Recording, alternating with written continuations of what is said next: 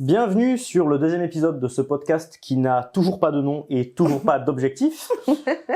Cette fois-ci, on se retrouve avec Mel, donc je vous ai introduit très brièvement dans le podcast précédent avec Jean, qui est donc mon associé sur un nouveau projet dont on ne va absolument pas parler dans ce podcast puisque c'est pas ça qui va nous intéresser. Voilà, on va t'introduire vite fait. Est-ce que tu peux te présenter ? Voilà. Je m'introduis. Bonjour à tous, donc moi c'est Mel, de Mel vous en prie. Voilà, vous pouvez me retrouver sur les réseaux sous ce nom. Très bien, mais parlons-nous de ton enfance, les troubles que tu as pu vivre. Ah mais non, attends. C'est trop court. Il nous faut plus de matière, plus Je d'objectifs. m'allonge. De mon enfance. Non, mais pas forcément jusque-là, mais est-ce que tu peux présenter un petit peu ton parcours, comment t'en es venu jusqu'ici, ce genre de choses ? Alors là on est à Aubagne, donc du coup mon parcours. Je suis venu en voiture. Je suis venue en voiture jusqu'ici. Alors moi je suis d'origine française, hein, tout simplement. Non, je viens de la région parisienne à la base. J'ai 43 ans, bientôt 44, l'année du 4-4. J'ai grandi dans une banlieue de Seine-et-Marne, à côté de chez Mickey. C'est trop bien. C'est bien ça. Chez Disney, ouais, c'est pas mal. Le pays merveilleux de Mickey. Donc avec une famille dans une maison magnifique, avec une petite sœur et des parents adorables. Non, sans rire. J'ai grandi en région parisienne, en plein milieu de la nature, avec des parents plutôt modestes, mais qui étaient techniciens vidéo, et donc j'ai été baignée dans le milieu de la télé et des plateaux télé en étant petite, parce que c'était un peu ma garderie le mercredi, c'est pas mal. C'est pas mal. Plateau du juste prix, c'était cool, une famille en or. C'est vrai. Donc voilà, donc j'ai grandi en banlieue parisienne et j'ai passé 37 ans en région parisienne. Ouais. Ça commence à faire, hein ? Ouais, On est bien content d'en être parti. Hein. J'ai survécu, puisque c'est clairement de la survie, hein, la région parisienne. J'ai beaucoup déménagé et 37 ans, j'ai perdu mon papa. Voilà, et donc j'ai tout planté. J'ai décidé de partir dans le sud pour vivre une meilleure vie, voilà, avoir un cadre de vie un peu plus agréable. Ok. Voilà. Actuellement, tu fais quoi ? C'est quoi ton job ? Alors, actuellement, je suis à mon compte, donc freelance. J'ai monté une société, enfin, je suis passée en société le 1er juin. Et donc, je suis online business manager. Et donc, j'accompagne les entrepreneurs à mettre un peu de structure dans leur chaos quotidien. Voilà. Ok. Online business manager, donc OBM, c'est un mot qui est un peu mystique et qui est très récent. Oui. Parce que ça fait, je crois, même pas un an qu'on le voit vraiment arriver sur les réseaux, ce mot. Alors peut-être un peu plus de temps hein, sur le plan juridique et aux États-Unis, mais en France, du moins, ça fait même pas un an qu'on entend parler. On entendait beaucoup des VA, donc les assistantes virtuelles, mais le terme OBM est très récent. Est-ce que tu pourrais nous expliquer un petit peu en quoi ça consiste réellement ? Oui.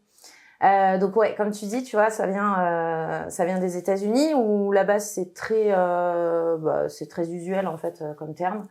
Ça peut vouloir dire bras droit, ça peut vouloir dire second cerveau. Il y a COO aussi qui est très utilisé aux États-Unis, et ça arrive effectivement, comme tu dis, depuis un an en France. On est toujours un peu à la bourre, nous. Son niveau entrepreneur. Donc voilà. Mais c'est très à la mode et ça veut tout dire et rien dire parce qu'aujourd'hui, effectivement, comme tu disais, il y a eu toute la vague des assistantes virtuelles qui sont arrivées, on va dire, période du Covid. Ouais. Voilà, c'est un peu, tiens, qu'est-ce que je peux faire de chez moi à mon compte pour gagner ma vie. Donc, il y a eu toute cette vague d'assistantes virtuelles qui sont arrivées. Et puis, aujourd'hui, on fait face aussi justement à un nombre d'entrepreneurs qui se sont mis à leur compte post-Covid. Ce Covid est partout. Et en fait, on se retrouve en fait avec pas mal d'entrepreneurs qui ont besoin aujourd'hui de déléguer des choses. Alors autant sur de l'opérationnel, mais qui ont aussi besoin d'accompagnement sur le plan stratégique, sur le développement de leur business. Et qui sont pas forcément de bons stratèges, de bons gestionnaires, de bons managers, enfin voilà.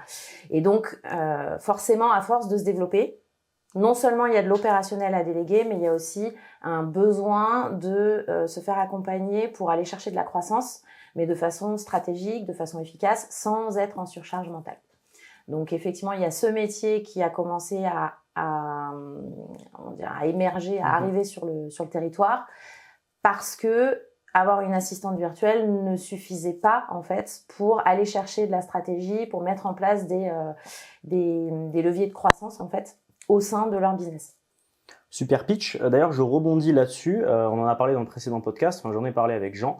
La différence justement entre simplement se cantonner à quelqu'un qui nous donne une to-do list et on la suit, donc notre rôle d'exécutif, et quand on vient apporter de la création. Et en fait, quand on vient apporter de la création, c'est là qu'on arrive à toucher une clientèle qui est différente. C'est là qu'on a une vraie proposition de valeur, et c'est là aussi qu'on est capable d'aller demander, on va dire, plus de rétribution financière par rapport à cette valeur. C'est ça. Et oui, c'est ça aussi. Mais par contre, j'ai remarqué que il y a eu une volonté des assistantes virtuelles déjà de s'émanciper de simplement l'exécutif, parce qu'il y a des assistantes virtuelles qui commencent à se développer et qui commencent à prendre ce rôle un petit peu de je prédis ce dont tu vas avoir besoin et je l'anticipe.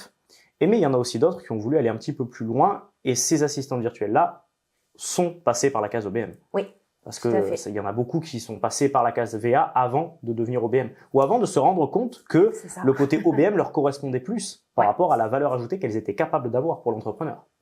Oui, c'est un cheminement assez logique, on va dire. Ça ne veut pas dire que toutes les VA sont capables de devenir OBM. Par contre, il y a beaucoup de chances qu'une OBM soit passée par la case VA avant.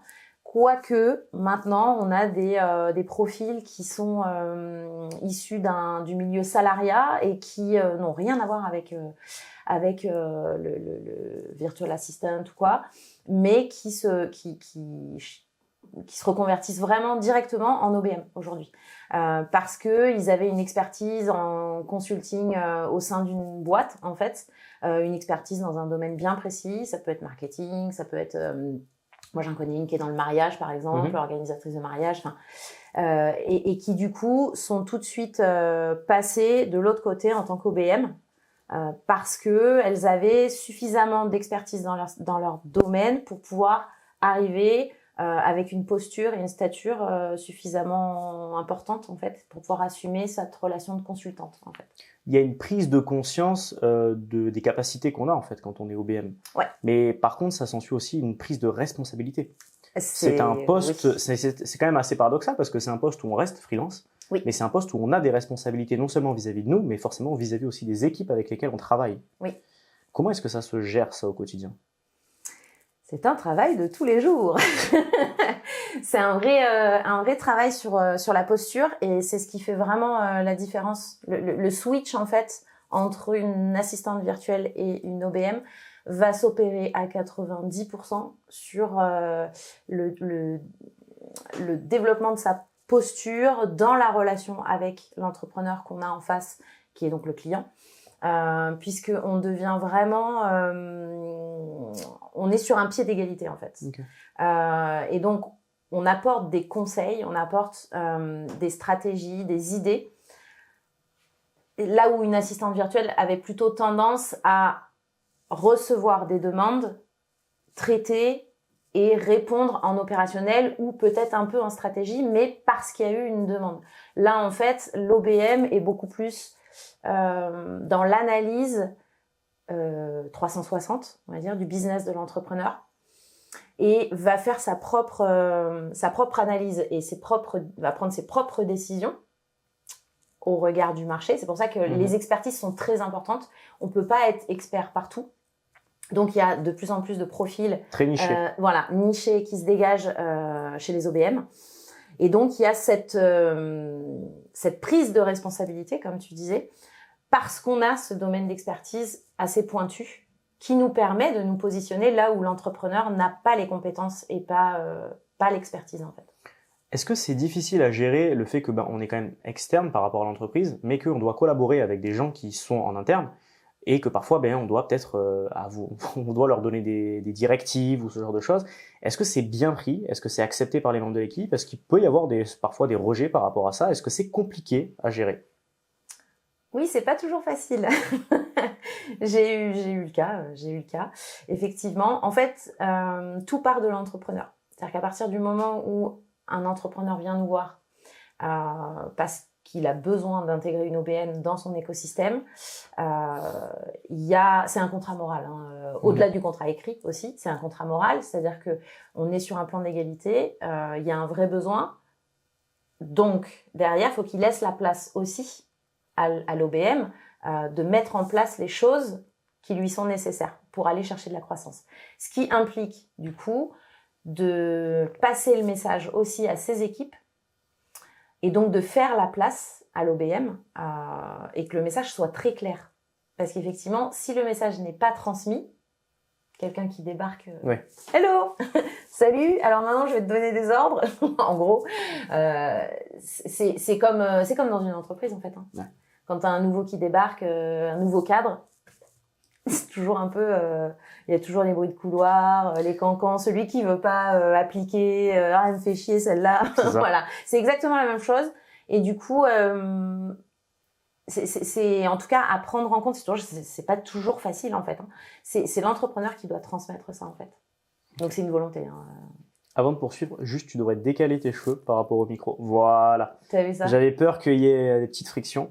Est-ce que c'est parce que on est quand même sur je vais pas dire un poste qui a été inventé, mais c'est un poste qui est récent. Oui. C'est un poste qui est récent.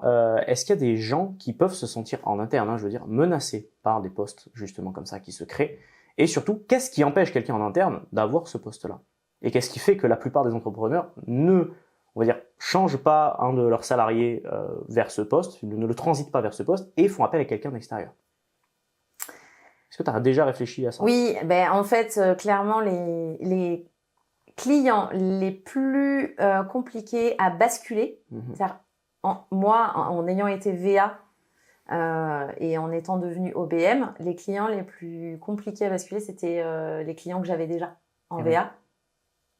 Parce que du coup, c'est encore une fois, on revient, c'est ta posture. Clairement, tu changes ta posture. Tu veux demander à l'entrepreneur de changer sa relation avec toi déjà, la façon de transmettre ses besoins, toi, la façon de travailler, en tout cas de lui remonter les informations. Enfin, là, tu t'es censé inverser les tendances, donc c'est très compliqué. Quelqu'un en interne, donc c'est le même problème. C'est qu'en gros, il y a des habitudes qui se sont installées, il y a des méthodes, des outils qui sont utilisés, un fonctionnement, les urgences, le quotidien. Et donc, dire du jour au lendemain, on change tout, on se remet sur un pied d'égalité. On fait table rase et on redémarre à zéro. On se fait table rase, t'étais mon assistante, allez, je te mets sur un pied d'égalité et je t'écoute. C'est même plus loin que l'écoute parce qu'il y a un côté aussi où tu manages en fait. Ah mais tu manages, mais il y a aussi, parce que c'est parfois aussi un peu de coaching avec ton client, il y a du management, du coaching, du fouettage aussi, parce que voilà, savoir dire non, on va pas faire ça parce que ça n'a pas d'intérêt, mais par contre on va plutôt aller dans ce sens-là. Si tu étais assistant au départ, que tu arrives en face-face, c'est vachement plus compliqué quoi. En tant qu'OBM, tu dois identifier des leviers de croissance. Donc, par rapport aux postures que tu vas adopter et par rapport aux choix que tu vas proposer, tu as une responsabilité par rapport aux choix qui ont été amenés au niveau de ces leviers de croissance. Comment ça se passe sur tes premiers clients ça? Est-ce que tu as la pression? Et surtout, est-ce que ça t'est déjà arrivé d'avoir des propositions qui tout simplement échouaient? Parce que c'est des choses qui peuvent arriver. On peut anticiper, mais on ne peut pas prévoir non plus. C'est une grande différence entre les deux. Et est-ce que tu as déjà fait des choix qui se sont révélés, pas forcément être les bons et les mauvais, mais juste ça n'a pas fonctionné? Oui. Et comment c'est géré ça? Est-ce que la personne continue de faire appel à toi? Est-ce qu'il y a un changement? Est-ce qu'il y a un renouvellement? Comment ça fonctionne? Alors, effectivement, il y a dans le message, en fait, si tu veux, ce qui est mis en place, c'est qu'est-ce qu'on va pouvoir aller chercher pour te permettre de, toi, aller chercher de la croissance. Voilà. Donc ça, c'est un peu la promesse, on va dire, en tant qu'OBM. Je t'accompagne à remettre un peu, à mettre le nez dans le caca déjà, à te remettre un peu d'ordre, à structurer et à, en tout cas, mettre en avant, appuyer sur les leviers les plus forts pour que tu puisses aller chercher de la croissance. Alors, est-ce que ça n'a pas marché déjà moi une fois? Oui, bien sûr, parce que je n'ai pas fait les bons choix en termes de niche. C'est-à-dire que quand tu démarres, t'es pas forcément dans la confiance de ton expertise. On a tous un petit peu du mal à aller, en tout cas, comment dire, à conscientiser tout ce dont on est capable. Et on a tendance à aller chercher un petit peu, moi je veux travailler avec le premier entrepreneur qui veut, Oui, bah oui. qui cherche une OBM, et puis c'est parti. Et donc, tu ne peux pas mettre tout ça en place si le chiffre d'affaires de l'entrepreneur n'est pas suffisamment important. Parce que du coup, déjà, il va avoir le couteau sous la gorge pour te payer et donc il va attendre des résultats très, très, très, très vite. Si son offre n'est pas encore validée, c'est-à-dire que c'est un peu bancal, voilà, t'es pas sûr que ça tourne, le product market fit est pas verrouillé en fait. Et donc, ces erreurs-là, je les ai faites. J'ai été avec des entrepreneurs qui faisaient même pas 50K sur l'année, même pas. Donc, c'était compliqué. Avec un produit qui, effectivement, n'était pas encore validé. Et donc, c'était très bancal. Et du coup, dans ces cas-là, l'entrepreneur, il vient te chercher pour ton offre. Mais en même temps, tu deviens son vide-poche. Et donc, t'as ta prestation à remplir, mais en même temps, t'as des espèces d'urgences qui démarrent, qui arrivent, et t'es vite dépassé. Et en fin de compte, tu te rends compte que ça prend pas. Mais tu as peut-être tendance même à trop faire, justement, parce que c'est peut-être tes premiers clients. Et Comme voilà. tu t'es pas établi dans ton positionnement, tu as Ouais. quand même envie que ça marche, même si eux, ils sont pas structurés ou s'ils ont pas une base. C'est ça. T'as aussi ça. Et donc, tu t'es là, tu dis, allez, j'y vais, et tu te rends compte que ça prend pas. Donc après, c'est comme il y a des points très réguliers, c'est des constats qui se font très rapidement, hein, parce que les offres, tu pars pas pour 6 mois sans faire de points. Mais donc après, c'est juste des points qui se font avec l'entrepreneur où on prend des décisions, tout simplement. Hein. On passe notre temps à prendre des décisions. Donc, Est-ce que une OBM, entre guillemets, c'est pour quelqu'un qui débute, ou est-ce qu'il faut vraiment que déjà ça tourne pour qu'on vienne prendre une OBM? C'est vrai quoi, par exemple, la différence entre le travail que toi tu vas fournir et le travail d'un coach business? Parce que quand on entend, de mon point de vue, on pourrait se dire globalement c'est la même chose, sauf qu'il y en a un qui juste donne des conseils mais ne met pas les mains dans le plat, et il y en a un autre qui donne des conseils et qui en plus vient se mouiller. C'est plus la posture de l'OBM, de ce que j'entends. Mais est-ce que c'est vraiment ça, ou est-ce qu'il y a des choses qu'entre guillemets vous ne prenez pas parti? Par exemple, la création de l'offre, est-ce que c'est quelque chose que vous faites? Le positionnement par rapport à la clientèle, est-ce que c'est un truc que vous faites ou pas du tout? Alors, c'est pas nous qui allons travailler l'offre et le positionnement, tout ça. Par contre, c'est un accompagnement de l'entrepreneur, parce que tout part de la vision de l'entrepreneur, de ses envies, de ce qu'il veut faire. Enfin, c'est lui. Sinon, nous, on le fait pour notre business en tant qu'OBM. Mais on accompagne les entrepreneurs à travailler là-dessus. Par contre, à la différence du coach business qui va donner un peu les grandes directives, le coach business, une fois qu'il a coupé l'écran, c'est fini. Ouais. C'est fini. Ouais. Alors que l'OBM, elle t'accompagne sur ton quotidien. C'est-à-dire qu'une fois que la visio se termine, chacun a son plan d'action validé par l'entrepreneur. Ça travaille avec 2 cerveaux. Hein. L'OBM prend le relais sur « Ok, j'ai validé avec l'entrepreneur le rétro-planning, les directives de la semaine. Maintenant, moi, je m'occupe de faire en sorte que la bonne chose soit faite au bon moment par la bonne personne. Et dans les bonnes règles, en fait. » Et comment on fait pour mettre des limites dans ce genre de cas? Parce que oui, le coach business, c'est bien beau, il éteint sa caméra, c'est fini. Ouais. Mais toi, je pense que tu dois quand même vendre enfin, on va parler de chiffres plus tard, mais tu vends ton offre, entre guillemets, le client accepte et après vous démarrez. Ça va pas être un forfait à l'heure ou ce genre de choses. Non. Comment on fait pour poser des limites, justement, puisque tu dis on coupe pas? Comment on fait pour se dire, écoute, je t'accompagne dans ton business, mais c'est pas mon business? En fait, il y a un cadre. Il y a un cadre, c'est justement ce que je te disais, il y a une roadmap, en fait. Donc, est-ce qu'ils s'y tiennent? De toute façon, il y a une roadmap. C'est la semaine, chaque semaine a son déroulé, en fait. Chaque semaine a sa thématique. On n'est pas là pour reprendre. C'est justement la difficulté qu'on peut rencontrer parfois avec certains entrepreneurs qui nous prennent pour leur vide-poche. Et c'est la porte ouverte à tout. Sous prétexte qu'on a intégré l'écosystème, on devient le dévidoir. Ouais. Voilà. Sauf qu'en fait, nous, on travaille dans l'autre sens, c'est-à-dire que tu as une vraie roadmap qui s'établit sur X semaines. Donc après, ça dépend comment on travaille. Et cette roadmap, c'est semaine par semaine. OK, qu'est-ce qu'on va faire pour aller atteindre tel objectif? Pour aller travailler sur un levier de croissance principal. Okay. Et donc, on établit une roadmap. Et cette roadmap, elle se construit de semaine en semaine. Enfin, elle existe, mais elle se déroule de semaine en semaine. Et tu as des calls, on a des calls hebdo avec les entrepreneurs directement pour fixer la directive de la semaine. Et derrière, on fait un point sur, OK, fin de semaine, qu'est-ce qu'on a fait, qu'est-ce qu'on n'a pas fait, est-ce qu'on régule ou pas. Parfois, ça va plus vite, parfois, ça ralentit parce qu'il y a des explications. Mais en gros... ça part pas dans tous les sens. Voilà. S'il y a une roadmap bien définie, ça déroule. Et est-ce qu'il y a des clients qui souhaitent quelque chose de plus présent? Je sais pas, un accès 7/7 disponible en WhatsApp où tu puisses répondre aux demandes. Est-ce que c'est quelque chose même que tu mets en place? Est-ce que c'est une offre que tu proposes ou tu proposes un accompagnement vraiment où tu es au quotidien avec la personne? Ou est-ce que tu te cantonnes, parce que c'est plus simple à gérer, à ce système de roadmap avec uniquement des calls qui sont calibrés? Alors, il y a de la demande sur ce genre d'accompagnement. C'est pas le même prix. Forcément. Forcément. Moi, je ne le fais pas. J'ai pu le faire, mais je ne le fais pas plus parce que c'est très chronophage et que moi, j'ai énormément de projets à côté. Et puis parce que je veux avoir de la place aussi pour mon business que je développe. Mais ça, oui, c'est un vrai besoin. Donc déjà, et d'une, c'est pas le même prix. Et de deux, je pense qu'il y a des choses qui doivent être scindées aussi. C'est-à-dire le côté gestion perso, dispo H24, enfin, ça c'est autre chose, c'est une autre dimension. C'est de l'assistanat personnel.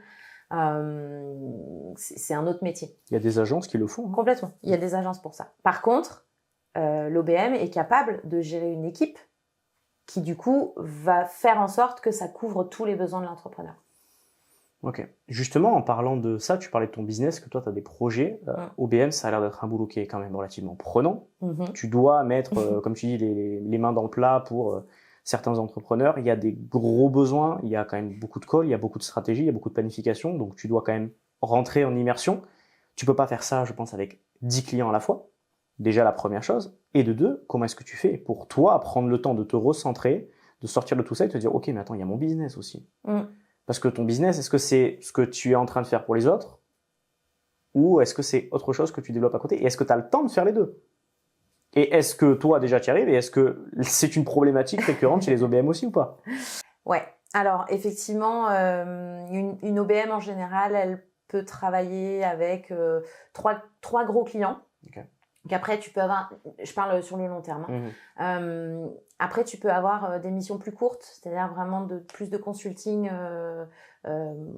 voilà, sur 2 semaines, peut-être maxi 1 mois, d'accompagnement sur une thématique bien précise. Mais en général, sur des gros clients long terme, voilà, 3 clients, c'est bien déjà à gérer, c'est pas mal. Ça prend du temps. Comme tu disais, avec les calls, les reporting, les calls d'équipe, s'il y a des équipes à gérer, enfin tout ça, ça prend du temps, effectivement. Donc c'est une problématique parce que une fois que tu as atteint tes trois gros clients long terme, eh ben voilà, hein, t'es prise, donc t'es occupée.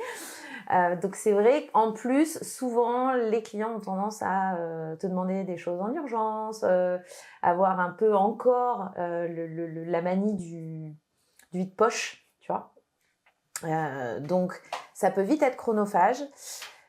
Moi, j'ai d'autres choses à côté et j'ai envie de développer mon business. Donc, il a fallu aussi que je fasse des choix. Donc, ce qui veut dire déléguer. Voilà. Et c'est là que tu peux avoir recours à des assistantes virtuelles. Donc, moi, j'ai 2 assistantes virtuelles déjà. Et j'ai ma propre OBM. Donc, du coup, parce que j'ai besoin de dégager du temps pour me concentrer sur les projets autres qui sont des événements business et le développement d'un collectif. Du coup, il faut que je dégage du temps de mon opérationnel sur d'autres personnes que j'ai formées et qui appliquent mes méthodes. Mais sans ça, c'est très compliqué de développer son business pour pouvoir aller chercher plus de clients. Ok.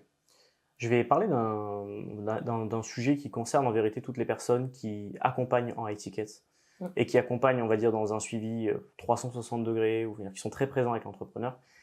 T'as pas beaucoup de clients, tu as 2 ou 3 clients. Donc, rapidement, peut se poser la question de « je dépends financièrement d'un client ». Oui.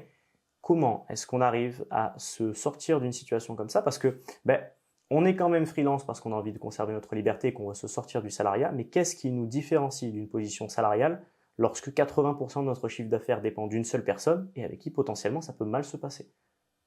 Ah bah, aucune. C'est ça. Est-ce que c'est quelque chose, parce que moi c'est quelque chose que j'ai pu observer chez des gens et c'est une vraie problématique, est-ce que c'est quelque chose de récurrent et est-ce qu'il y a des choses à mettre en place pour éviter de se retrouver dans cette situation? Oui, alors effectivement, moi j'ai stoppé une relation très envahissante, long terme, qui représentait, on va dire, 70% de mon chiffre d'affaires. Mensuel? Mensuel, ouais. Okay. Bon, bah, c'est un choix, hein, c'est sûr. Maintenant, effectivement, ça aurait pu péter aussi plus tard, mais j'aurais risqué encore plus gros parce que j'aurais peut-être perdu des clients aussi moi de mon côté. Donc, c'est très compliqué.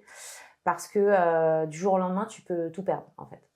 Et on a fait ce choix, comme tu l'as dit, c'est-à-dire de quitter le salariat pour avoir cette liberté, l'autonomie, l'indépendance dont on avait besoin, dont on a souffert, enfin, qui nous a manqué dans le milieu salariat.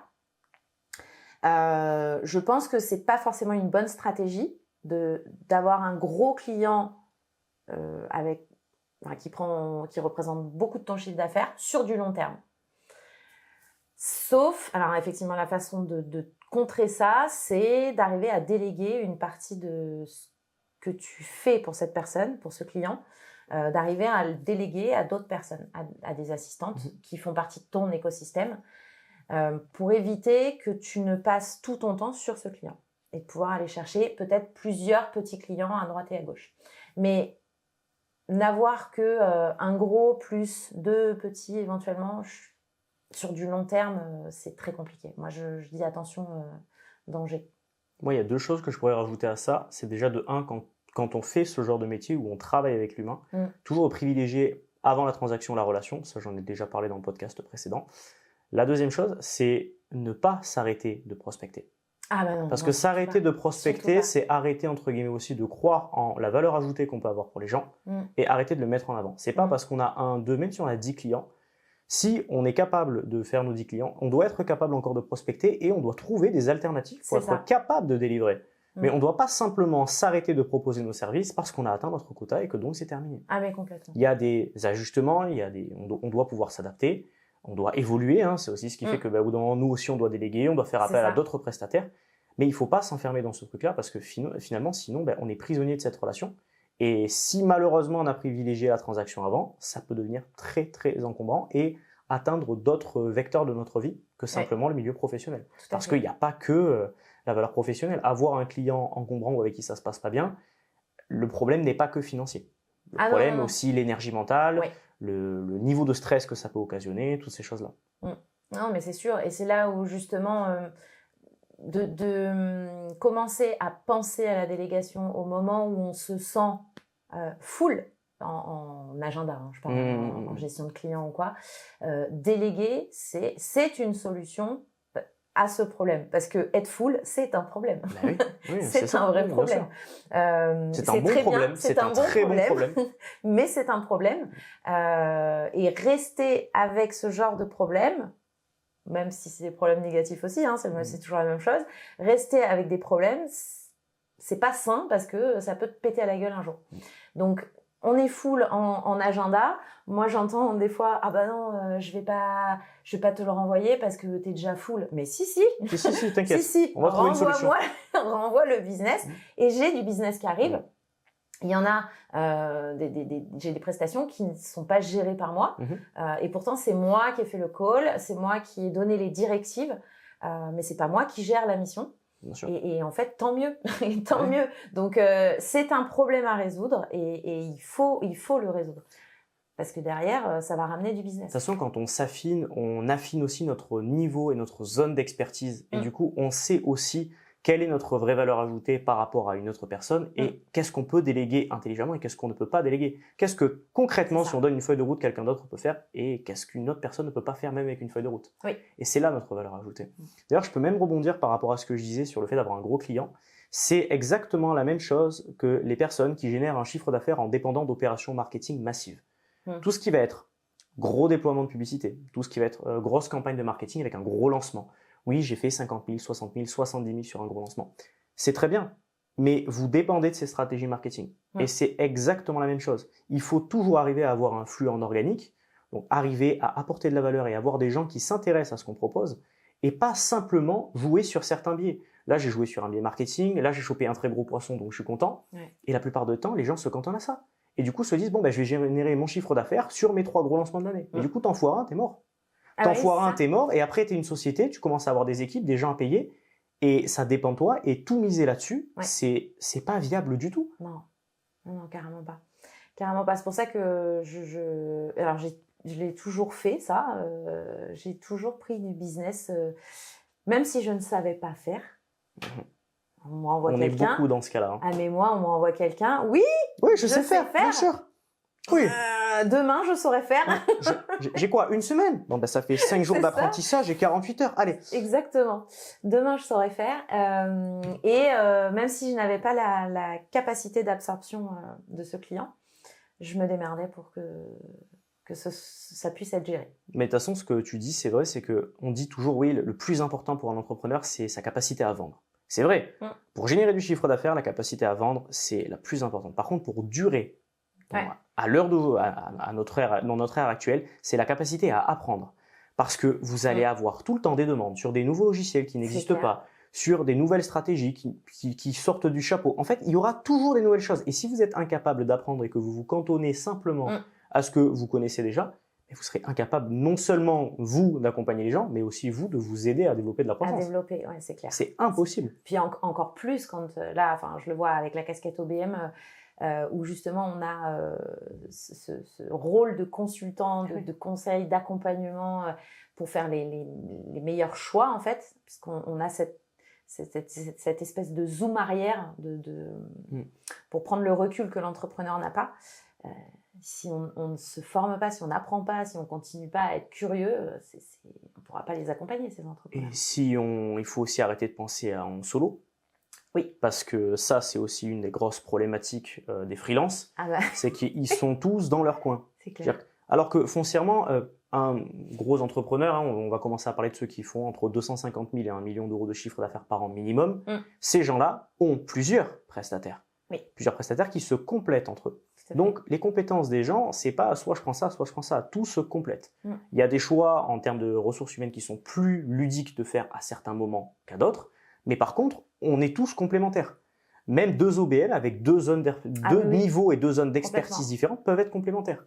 Nous, moi, je suis entourée d'OBM qui ont des domaines d'expertise hyper complémentaires aux miens. Ma propre OBM, ma petite Sonia, qui est incroyablement complémentaire, en tout cas dans mon écosystème, qui me permet justement d'avoir une sphère à 360 avec elle. C'est ça. C'est génial. Et puis sur sur nos jobs, puisqu'on est des freelances qui jouons sur des leviers de croissance pour apporter de la croissance, les gens n'ont pas le problème de « Ok, j'ai tel budget, il faut que je le sépare et il faut que, entre guillemets, ça rentre dans mes frais. » Non, c'est « Je dois apporter de la croissance, qu'est-ce qu'il me faut pour apporter de la croissance ?» Et en fonction de ça, on va venir jouer et on va venir dire « Ok, il me faut ça, ça, ça, ça, ça. » On n'est pas sur des gens qui ont des choix à faire en termes de budget, on est sur des gens qui ont besoin que des choix soient faits à leur place pour amener de la croissance. C'est ça. Donc ces gens-là, ils ont de l'argent qui rentre. Il faut simplement qu'ils comprennent cet effet d'investissement et de retour sur investissement, la première chose. Et de 2, il faut aussi comprendre que tout le monde ne peut pas tout faire. Oui, on est tous à notre manière multipotentielle, mais on ne peut pas tous tout faire. Le rôle d'une OBM n'est pas celui d'une virtual assistant. Le rôle d'un no-codeur n'est pas celui d'un créateur de tunnel de vente. C'est 3, 4, 5, 6 jobs différents qui sont complémentaires. Ah oui, mais c'est souvent chez les entrepreneurs, ils ont envie de... Je veux quelqu'un qui fait tout. La perle rare, qui est capable de travailler sur tous les outils, ce qui est totalement aberrant, et d'être community manager et puis, pouvoir faire les tunnels de vente et puis ingérable. Quel est l'intérêt? Parce que tout aussi efficace que soit cette personne, elle n'aura toujours que 24 heures dans une journée, même si tu la payes 30 000 euros par mois. Oui, ça ne changera jamais. Elle ne sera jamais experte dans son domaine. Non, mais même si on trouvait quelqu'un qui soit expert dans son domaine, et même si on pouvait le payer à la valeur de 5 personnes, il aurait dans tous les cas pas le temps de tout faire. C'est vrai. C'est ça. Tu peux trouver quelqu'un qui est bon en copywriting, en community management, en création de site web, en no-code, en OBM, en assistante, mais dans tous les cas, en une journée, il n'aura pas le temps de te délivrer tout ce dont tu as besoin. Non, donc, autant rétribuer un petit peu sur plusieurs prestataires. Parce qu'il y a beaucoup d'entrepreneurs qui voient ça comme des dépenses, comme tu l'as dit, et non pas comme des investissements. Et c'est là le rôle de l'OBM, c'est de faire comprendre, en fait, d'opérer ce switch, en fait, chez l'entrepreneur de OK, pour pouvoir aller chercher de la croissance, et donc des sous, bien sûr. finalement, je vais mettre un billet sur cette personne qui va me permettre en X temps, X semaines, de doubler le chiffre d'affaires sur mon offre. C'est ça. La plus grosse offre l'offre la plus rentable, on va dire. Mais tant qu'ils n'ont pas opéré ce switch, en fait, mental, ça n'aura pas d'effet, en fait. Ils vont aller recruter une OBM parce que c'est à la mode. Du coup, j'ai besoin de recruter quelqu'un. Tout le monde bouteille prend une à la OBM. mer. Je prends OBM avec une fiche de poste comme ça. Alors qu'une OBM, c'est pas un poste en soi qui va venir cocher des critères, des compétences et des outils. C'est une consultante qui va venir vous accompagner pour aller chercher de la croissance en travaillant sur les bons leviers. Point barre. Il n'y a pas d'outils à sélectionner. D'ailleurs, en parlant de recrutement, la première personne à engager lorsque vous êtes entrepreneur et que vous souhaitez avoir une équipe, c'est un conseiller en recrutement. Oui. Quelqu'un qui s'occupe des recrutements. C'est ça. Parce qu'on ne peut pas embaucher sur un CV, on ne peut pas embaucher à la gueule. Il y a des gens dont c'est le travail de faire des recrutements. Ces gens-là sont payés très cher et il y a des bonnes raisons de le faire. Oui. Et encore une autre chose, au niveau de l'investissement, on dit souvent qu'il faut jamais investir tous ses œufs dans le même panier. C'est clair. Il faut diversifier ses investissements. Eh bien, sur les prestations, c'est pareil, il faut diversifier ses prestataires. Si demain, tu as mis 1 million d'euros dans l'immobilier, que l'immobilier se crache, tu n'as plus rien. Eh bien, si demain, tu as tout misé sur une seule personne et que cette personne se barre, tu n'as plus rien. Donc, c'est important de venir aussi avoir différents prestataires pour être capable aussi, s'il y a un besoin, s'il y a un désistement, même tout simplement la personne tombe malade, d'avoir quelqu'un qui va être capable de prendre la relève. J'ai 2 assistantes. Voilà. Au cas où. Voilà. Elles font pas les mêmes choses, mais elles ont l'habitude de travailler avec moi. Du coup, je sais que je peux basculer un truc sur l'autre. Bon, j'ai une OBM, je vais pas en prendre 2, mais... Oui, mais tu as dans ton cercle proche, dans tous les cas, des possibilités s'il y a un désistement ou quoi que ce soit. Tout à fait. Oui. Voilà. Mais on est obligé de fonctionner comme ça dans tous les cas. Parce que même sans parler de la personne nous l'a mise à l'envers ou quoi, on peut avoir des désalignements sur le plan du business. Ah mais complètement. On peut avoir tout simplement, nous on commence à avoir une vision différente dans notre business par rapport à nos prestataires ou aux gens qui travaillent avec nous. Il n'y a aucun problème, on peut rester en très bon terme, mais par contre, on se dit, moi j'ai envie d'aller chercher autre chose, moi c'est pas aligné avec ce que je veux faire, il faut que tu trouves quelqu'un d'autre. Et si tu as tout misé sur une seule personne, t'es bloqué. Ah c'est la merde. T'es bloqué parce que d'un seul coup, tu vas te retrouver à transformer une personne en 7 personnes qu'il va falloir les recruter, ça va être une démarche hyper lourde, hyper complexe aussi, et tu retrouveras pas ce que tu avais. Non, c'est sûr. Non, c'est très dangereux de faire reposer son business sur une seule personne. Je dirais même, ça peut être très irresponsable aussi si on veut aller chercher de la croissance. Parce que ça peut péter à tout moment. De toute façon, si une société elle a plusieurs employés avec plusieurs rôles, c'est qu'il y a une raison. Hein. Oui, c'est qu'il y a une raison, en général. Ah là là. Oui, on n'a pas parlé finance, c'est vrai. Ouais. S'offrir une prestation OBM, combien ça coûte en moyenne sur le plan mensuel? On parle chiffres ici, on s'en fout. Hein. Ouais, oui, on parle chiffres, on parle pépette. 20 millions. Voilà. Alors, lien dans les DM. Il faut comprendre que déjà, avant de recruter une OBM, en tout cas sur du long terme, il y a une phase déjà, on va dire, d'immersion. Parce qu'une OBM ne débarque pas comme ça dans ton business. C'est quoi que tu appelles long terme? Long terme, c'est justement où on va réfléchir à une rémunération mensuelle. Long terme, on peut partir sur 6 mois, 1 an, Ok. voilà, dans une optique de mettre en place la croissance. Mais avant ça, il y a un travail, on va dire, qui va autour de 3 mois. Tu as au moins 3 mois d'immersion au sein du business pour déjà tout diagnostiquer, pour remettre à plat la structure actuelle, parce qu'il ne faut pas se leurrer, bon nombre d'entrepreneurs ont des structures plutôt bancales, et c'est normal. Je ne critique pas, c'est normal. Donc il y a au moins 3 mois de brassage, de restructuration, d'analyse et de diagnostic de ce qui fonctionne, ce qui ne fonctionne pas, ce qui doit être conservé, ce qui doit être mis de côté.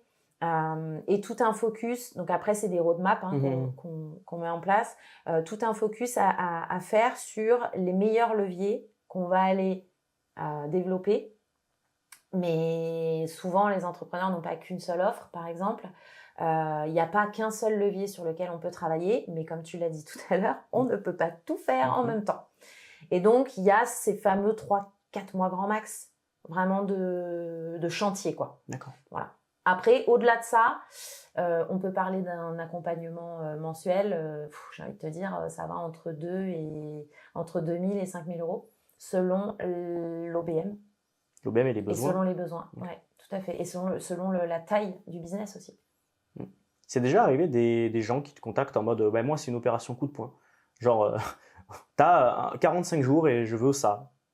Genre, tu sais, les gens qui viennent te voir en mode comme vraiment une solution à un problème financier. Moi, non. Mais oui, je connais des OBM qui ont eu cette demande, par exemple sur un lancement. J'ai une problématique, j'ai un lancement là qui arrive, je ne peux pas me planter, je ne peux pas, il faut que j'arrive à ça, qu'est-ce qu'on fait? Ils s'y prennent trop tard, quoi. Un peu, ouais. Un peu. Alors, si le business est plutôt bien structuré, mais qu'ils ont vraiment besoin d'une tour de contrôle, on va dire, c'est gérable. Si le business est chaotique, plus compliqué. C'est un peu plus compliqué. Donc ça, après, c'est, comme tu le disais, une responsabilité qu'on prend ou pas. Voilà. Ouais. Moi, j'ai déjà refusé des clients et des prestations casse-gueule, en fait. Si tu avais un conseil à donner, alors, déjà sur le plan entrepreneurial, mais même à une OBM en temps normal, qu'est-ce que ça serait? Une OBM qui vient de débuter, s'il y avait quelques erreurs à éviter de faire, que tu as fait, bien évidemment. Hein. Je ne sais jamais. Lesquelles seraient-ce? Alors déjà, j'aurais tendance à dire fais-toi accompagner parce que une OBM aujourd'hui toute seule dans cet écosystème, elle aura du mal à perdurer parce que tu as besoin déjà on ne sait pas tout faire, donc on a besoin d'avoir un lien avec des pairs qui sont capables de nous apporter de l'aide et du soutien sur des compétences qui vont nous manquer ou des expertises qui vont nous manquer. Donc, et d'une, entoure-toi bien et fais-toi accompagner. Et de 2, travaille ta posture tous les jours. C'est ça, en fait. Ta posture, parce que selon les business dans lesquels tu vas arriver, tu vas être face à des entrepreneurs qui ont des personnalités très fortes, qui ont aussi leur domaine d'expertise et leur inertie, qui vont avoir tendance à justement vouloir balancer, vider leur poche en fait. Et donc ce boulot nécessite une vraie force mentale et une vraie posture qui se travaille tous les jours. Tous les jours.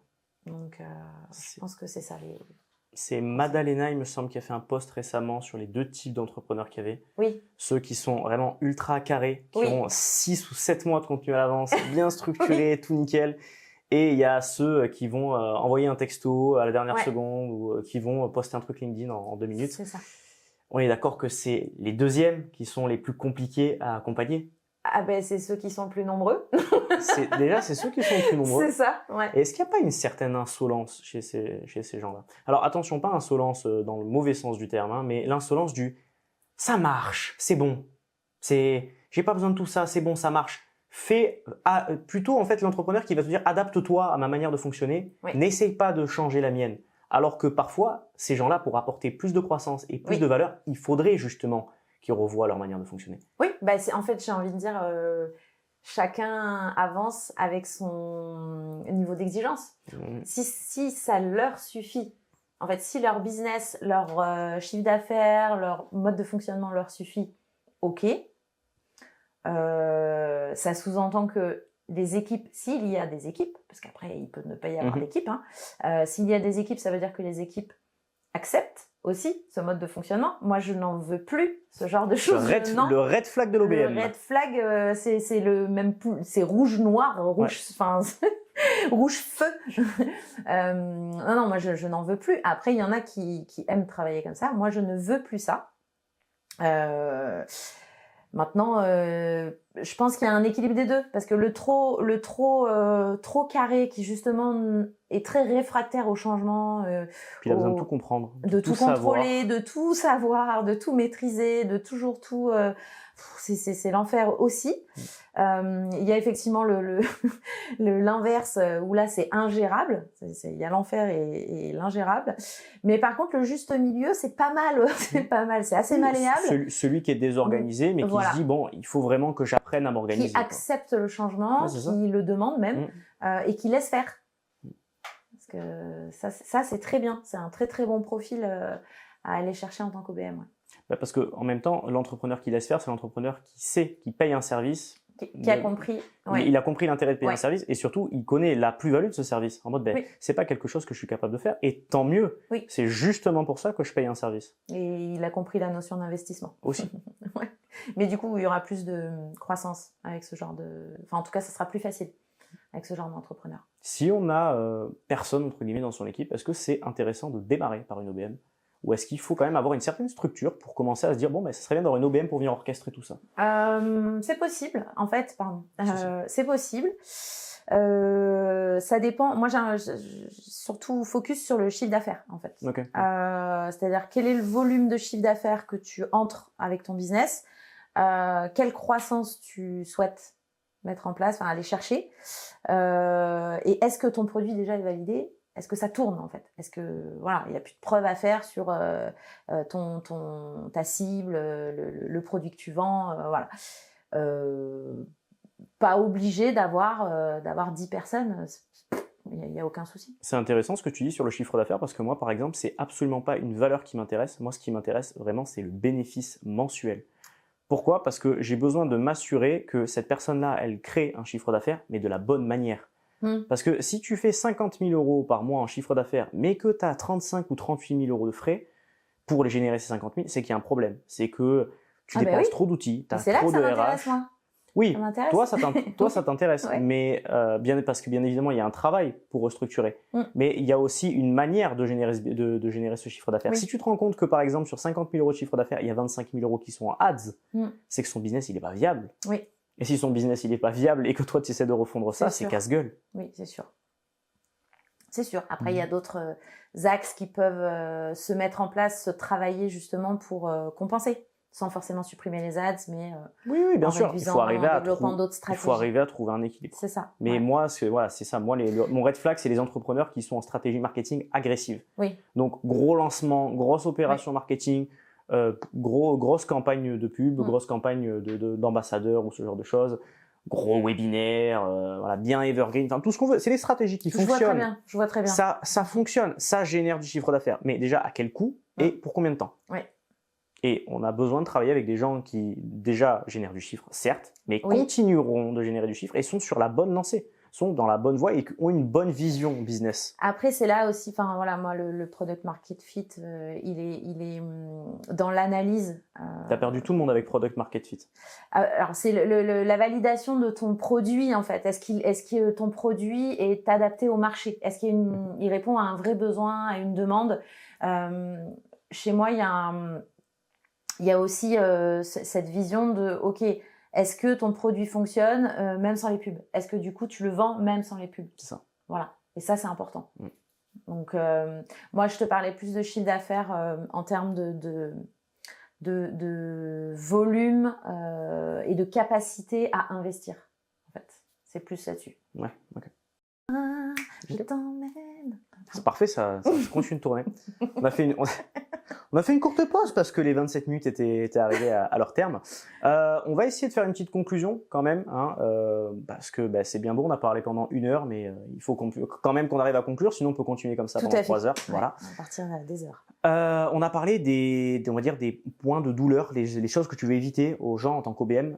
Et maintenant, si tu pouvais dire la plus belle chose qui te soit arrivée en tant qu'OBM, qu'est-ce que ça serait? Si tu pouvais partager la plus belle expérience que tu as vécue à travers ce nouveau parcours professionnel d'OBM, qu'est-ce que ça serait? Oh là là, mais j'ai... c'est surtout des témoignages et des paroles de mes clientes. J'en ai plusieurs. J'ai une cliente qui a pleuré, qui a pleuré en visio avec moi, ou qui a été capable de me dire qu'elle ne saurait pas ce qu'elle ferait sans moi dans son business. Enfin, c'est des choses fortes en fait de dire ça, de recevoir ça de ton client pour qui tu gères tout son écosystème en fait. Ou une autre cliente qui est venue avec moi sur un séminaire qui a fait la promo de mon activité aux autres clients et qui après me disait mais tu me laisseras quand même de la place encore pour moi ou c'était je trouve ça très puissant en fait. Ça fait du bien. C'est des retours positifs et agréables. T'es quelqu'un de très émotif, très poussé dans le relationnel. C'est ce qui fait aussi que tu es en train de mettre en place le Club M, hein, avec de plus en plus de rendez-vous d'entrepreneurs qui peuvent échanger, hein, puisqu'on n'est pas là pour simplement promouvoir nos services, mais il y a vraiment une volonté d'échange, que tout le monde puisse discuter. Et est-ce que justement cette volonté d'aider les gens, ce relationnel que tu établis avec les gens, est-ce que c'est ça qui te pousse et qui te motive à aller toujours plus loin dans ce travail-là? Tu veux me faire pleurer? Ça ferait une belle conclusion, avec une bonne petite miniature. Mel vous en prie, chiale en direct. Oui, c'est ça. Oui, je pense que c'est un leitmotiv assez fort chez moi, de toujours être là pour aider les gens. C'est pas pour rien que j'ai appelé ma société Mel vous en prie, parce que je rends toujours des services, j'aide toujours les autres, je fais en sorte que chacun soit bien, soit content, satisfait, que tout se passe bien, que les gens aient le sourire, passent des bons moments. Voilà, c'est un peu... j'organise plein de choses pour tout le monde en fait. Donc ouais, c'est quelque chose de très important Il y a un truc que j'ai remarqué chez toi, c'est que tu es très très sûr de ta valeur. Tu es très sûr de ce que tu peux apporter aux gens. Tu arrives à cerner très rapidement que tu es la solution à un problème et tu insistes pour apporter la solution à ce problème. Pas dans le mauvais sens du terme, mais dans le sens que tu es capable d'identifier quelqu'un qui est réellement dans le besoin et de lui proposer suffisamment longtemps pour qu'il arrive à cerner qu'il est vraiment dans le besoin et qu'il accepte. Pas forcément avec toi, c'est ce qui fait que tu es tout à fait capable de proposer les services d'autres prestataires ou d'autres OBM, celle de ton mastermind par exemple. D'où ça te vient, cette force, cette persévérance quant au fait de savoir que tu peux aider les gens et que tu dois le faire? Parce qu'il y a aussi ce truc-là de tu dois le faire. Tu veux vraiment me faire pleurer quand même, hein. Alors, je sais pas si j'ai vraiment cette conscience, tu vois. Donc, c'est bien ce que tu dis parce que ça va peut-être conscientiser des choses. Mais ouais, alors j'ai toujours tendance à surgir pour trouver la solution parce que je sais que je vais trouver une solution, que je peux trouver une solution. Okay. Pas forcément que je l'ai déjà, mais je la trouve très vite. Donc... Est-ce que c'est parce qu'il y a une vraie volonté d'aider ou est-ce que c'est parce qu'il y a une vraie volonté de solutionner? Parce que c'est pas la même chose. Alors, il y a deux choses. Il y a parce que je suis très très très empathique et donc l'inconfort des gens, je le ressens, je le vis et pour moi c'est juste pas possible de rester comme ça. Du coup, pour moi aussi je trouve des solutions. Hein. Enfin, je vis comme ça donc du coup l'inconfort chez l'autre me pousse à trouver une solution. Et je pense que c'est parce que je sais que j'ai l'endurance, l'énergie et la capacité, la réactivité qui va pouvoir permettre à cette personne d'avoir une solution plus vite, en fait. Okay. Juste pour faire un aparté, la différence entre solutionner et vouloir apporter son aide, c'est que la volonté de solutionner, c'est quelque chose qui est très égocentrique, dans le sens que je me sens capable d'apporter une solution, tandis que réellement la volonté d'aider est dictée par ton empathie, et c'est ce dont tu nous parlais juste avant. Ben voilà. Est-ce que tu as souffert dans tes relations personnelles, donc là on coupe le business un petit peu, de ce qu'on appelle le syndrome du sauveur, et est-ce que ça a eu des répercussions sur ton business? Est-ce que c'est quelque chose qui s'est projeté à travers ton business? Je vais pas pleurer. Oui, le syndrome du sauveur. Ouh là là, Mère Teresa, bonjour. Oui, on peut même parler du triangle de Cartman. Là, on a été clairement dedans dans ma vie perso pendant très très très longtemps. Et je pense qu'effectivement, c'est ce qui, ça se ressent aussi dans le boulot. Par contre, la différence, c'est qu'aujourd'hui, je suis très alerte quant à ce qui peut se retourner contre moi. C'est-à-dire que, justement, passer du sauveur au bourreau, enfin bon, bref, tout le... Il y a eu un vrai enseignement par rapport à ça. Ouais, un vrai enseignement. Et même dans le pro, des petits red flags qui sont venus se manifester. Attention. Bon, mais ouais, c'est très marqué par ça, ouais. Bon, je crois qu'on a fait une belle conclusion. On est même allé dans le côté émotion, tu vois. C'est bon? Oui, c'est bon. Par contre, tout à l'heure, tu as dit que tu voulais rebondir. J'aimerais bien voir rebondir quand même. Ah oui, mais on le fera après, on le fera en off. Je pensais qu'il allait faire un... J'achèterai une balle rebondissante. Non, si je m'amuse à rebondir, déjà de 1, on va déranger les voisins, et de 2, il y a une possibilité de casser la chaise, et on va éviter parce qu'on n'a pas encore reçu les fauteuils pour le podcast. Donc voilà. Écoute, merci beaucoup pour ton intervention. De toute manière, on va se retrouver dans à peu près 25 secondes pour nous, et peut-être 7 jours pour vous, pour le renvoi de la balle, puisque c'est toi qui va procéder à mon inspection. Au rebond. Voilà. Écoutez, passez tous une excellente journée, soirée, un petit peu, peu importe le moment où vous nous regardez ou vous nous écoutez, et on se retrouve très vite. Ciao, ciao.